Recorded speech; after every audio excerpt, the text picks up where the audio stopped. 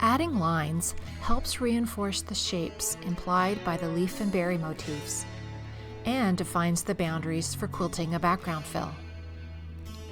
In the corners, I added curvy lines, picking up from the blue swirls and sweeping into the corner of the borders.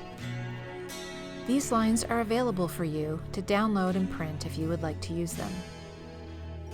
To add lines around the leaf and berry motifs, I used a flexible curve ruler to follow the edges of the leaves and a white iron-out fabric marker to mark the line.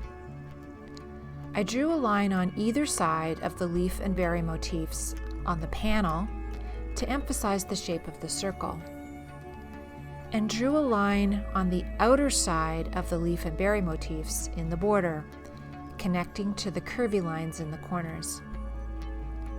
These lines create a negative space between the medallion and the border, perfect for quilting a background fill.